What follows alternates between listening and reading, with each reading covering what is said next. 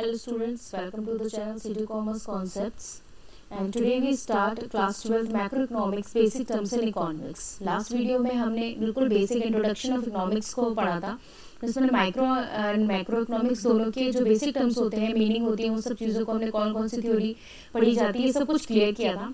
तो आज हम इस मैक्रो इकोनॉमिक्स के टॉपिक में हम वो सारी चीज़ें पढ़ेंगे जो नेशनल इनकम को पढ़ने से पहले ज़्यादा ज़रूरी होती हैं.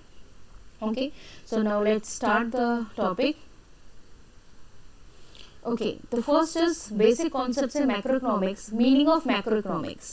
Macro is derived from the Greek word macros, meaning large. Macroeconomics is the study of the economy as a whole. It deals with the problem faced by the entire economy, looks at the economy as entire and whole, economy with phenomena, for example, inflation, unemployment and economic growth. Okay, macro economics को हम कैसे पढ़ते हैं? As a whole पढ़ते हैं. ठीक है, वो कोई स्टेट की नहीं होती है, वो किसी आपके घर पर्सनल यूज के लिए नहीं होती. वो क्या होती है कि वो सारी चीजें जिससे क्या है आपकी चीजों पे इम्पैक्ट पड़ता है, आपकी कंट्री पे इम्पैक्ट पड़ता है, वो सारी चीजें को हम इसमें पढ़ते हैं. Okay, the next is okay, so macroeconomics इसके कुछ एग्जांपल्स देते हैं. Look at the economy as entire and whole, economic wide phenomena, for example inflation, unemployment and economic growth. यानी कि ये वो सारी चीजें हैं जिससे हमारी इकोनॉमिक ग्रोथ में क्या हमारी एंटायर कंट्री पे क्या इम्पैक्ट पड़ता है. ये इंक्रीज हो रही है, डिक्रीज हो रही है, ये सब चीजें क्या है हमारे एज इकोनॉमी पे इम्पैक्ट डालती है. ओके, तो नेक्स्ट है मैक्रो इकोनॉमिक थ्योरी, जिसमें हम कौन कौन सी थ्योरीज को पढ़ते हैं? National income, output and employment, theory of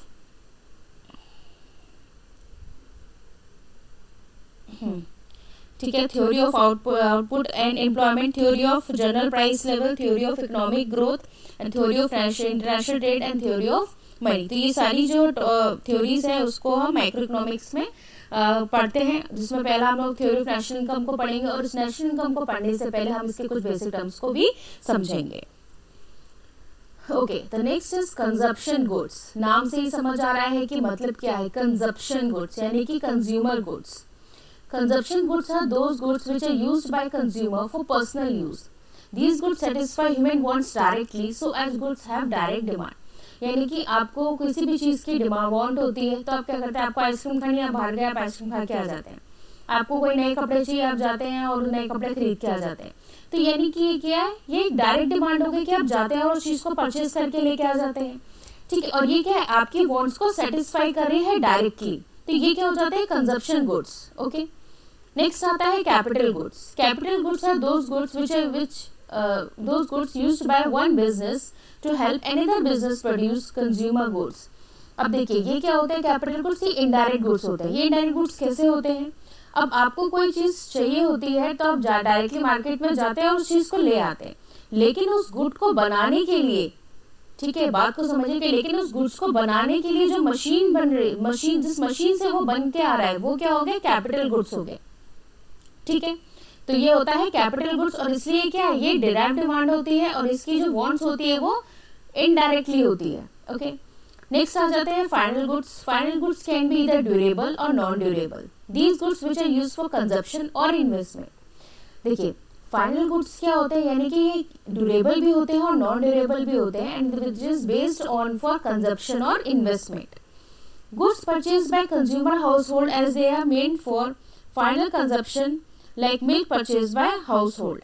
okay, that means कि अब क्या ये क्या हो गया कि आपने गुड्स परचेज किया कंज्यूमर ने for a household purpose. तो उसने मिल्क लिया, परचेज किया अपने घर के लिए, और वो क्या हो गया? यूज किया, वो उसका कंजप्शन हो गया. ये हो गया नॉन ड्यूरेबल, यानी कि इसकी एक पर्टिकुलर टाइम की ड्यूरेबिलिटी होती है कि आप इसको 1 या 2 दिन में आपने इसको खत्म किया. नेक्स्ट पॉइंट पे आते हैं. Goods purchase bye firms for capital formation investment, like machinery purchase by a firm. अब ये क्या हो गया? ये हो गया ड्यूरेबल, यानी कि आप कोई मशीनरी को परचेज कर रहे हैं अपनी कंपनी के लिए, फर्म के लिए या प्लांट के लिए, तो ये क्या हो गया? आपको 1 दिन या 2 दिन के लिए नहीं होती. ये क्या है? इसके लिए बड़ा इन्वेस्टमेंट चाहिए होता है. आप मशीनरी 2-3 साल 5 साल के लिए खरीदते हैं. तो ये क्या हो गया कि ये फाइनल गुड्स ऐसे होते हैं विच कैन बी ड्यूरेबल और non durable, and which is based on for the consumption और investment. Okay, now come to the next. Students, ये जो क्वेश्चन होते हैं इसके 1 या 2 मार्क्स से जरूर आते हैं. ये ऐसे नहीं डिस्कशन में कर रही हूँ इन सब चीज़ों का, बिकॉज ये जो क्वेश्चन है 1 और 2 और 3 मार्क्स तक ये क्वेश्चन इसके डिफरेंसेस पूछे जाते हैं कि फाइनल इंटरमीडिएट गुड्स में क्या डिफरेंस है, कंज्यूमर गुड्स और कैपिटल गुड्स में क्या डिफरेंसेस हैं? आप लोग एग्जाम में बड़े बड़े क्वेश्चंस पे फोकस रहता है कि न्यूमेरिकल, अकाउंट्स में हम न्यूमेरिकल पढ़ लेते हैं, इकोनॉमिक्स में भी आप कुछ न्यूमेरिकल्स कर ले जाते हैं, लेकिन जब थ्योरी पार्ट आता है इन सब चीज़ों में तो आप डब्बा गोल हो जाते हैं।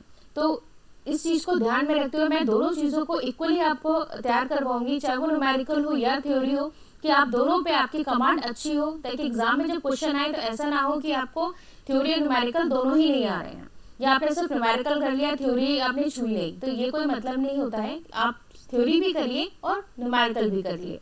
इसलिए मैं हर एक टॉपिक के साथ आपको ये बताती चलती हूँ कि हर एक क्वेश्चन कितने मार्क्स का आता है और किस तरीके से उसको लिखना चाहिए। मैं आपको हर एक चीज़ इसमें लिख के इसलिए नोट्स बना के देती हूँ, ताकि आपको आइडिया लग जाए कि अगर 1 या 2 मार्क्स में मैं बोल रही हूँ तो उसमें कितना क्वेश्चन, कितना आंसर्स लिखने की नीड है। Okay, next is intermediate goods. Intermediate goods are those goods which are used for either for resale और फॉर फर्दर यूजेस। यानी कि वो गुड्स जिसको आप क्या करते हैं, रीसेल कर देते हैं, या तो फिर उस गुड्स का कुछ और फर्दर यूज करते हैं। जैसे फर्स्ट पॉइंट में दिया है goods purchase for resale, like milk purchase bye dairy shop. आप किसी शॉप पे जाते हैं, वहां से क्या किया, आपने मिल्क परचेज किया, लेकिन आपने जिस डेयरी शॉप से मिल्क परचेज किया है उसने भी किसी से लिया तो वो सेल हो गया, और आपने उसको लिया वो रीसेल हो गया। ओके, नेक्स्ट है goods purchase for further production, like milk use for making sweets. आपने मिल्क परचेज किया, मिल्क से फिर आपने उसकी मिठाई बना दी, तो वो क्या किया, आपने उसका एक फर्दर प्रोडक्शन कर दिया। ये तो मिल्क का हो गया। हम इसका एग्जांपल वुड ले सकते हैं, स्टील ले सकते हैं, कि आपने वुड्स लिया और वुड का फिर आपने कुछ भी बना दिया, विंडो बना दी, कोई मंदिर बना दिया, ठीक है, या कोई आर्ट एंड क्राफ्ट का काम बना दिया। स्टील हो गया, स्टील लिया, स्टील आपने स्टील का यूज कर दिया। ये क्या हो गया कि आपने कोई गुड्स को परचेज करके उसका फर्दर प्रोडक्शन कर दिया। ये हो गया इंटरमीडिएट गुड्स। नेक्स्ट आते हैं stock and flows. Stock is measured at one specific time and represents a quantity existing at that point in time, which may accumulated in the past. For example, okay, तो stock का मतलब क्या होता है कि एक specific time पे आपके पास कितनी quantity है, ठीक है, कि आप उसका कितना कंजप्शन आप एक पर्टिकुलर टाइम पे कर रहे हैं। जैसे इसमें एग्जांपल मैंने दिया हुआ है कि 4 PM 1 जनवरी मंडे 2020, यानी कि एक पर्टिकुलर टाइम पे, एक पर्टिकुलर डेट पे, दिन पे आपके पास कितना स्टॉक है, आपके पास आपका कितना कंजप्शन है, ये चीज स्टॉक बताता है। It is a stock of capital. A country owns and command stock of machines, building, raw material etcetera. Next आता है flow. Flow is a quantity which is measured over a period of time. It tell us how many rupees worth of goods and services are flowing in the economy for unit of time.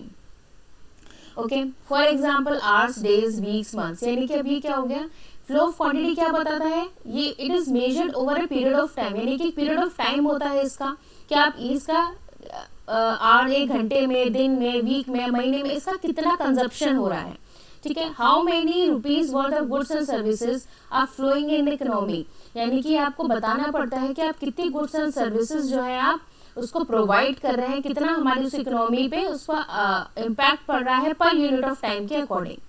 So national income is a flow. It describes and measures flow of goods and services which become available to a country during a year. Okay, so students, ये सारे वो चीज़ें हैं जो आपकी syllabus में, जो आपका सिलेबस आता है CBSE, ICSE, किसी भी बोर्ड का, ठीक है, अदर स्टेट्स बोर्ड का भी, कि इसमें जो सिलेबस है उसी को लेके मैंने सारी चीज़ों टॉपिक्स को कवर किया है।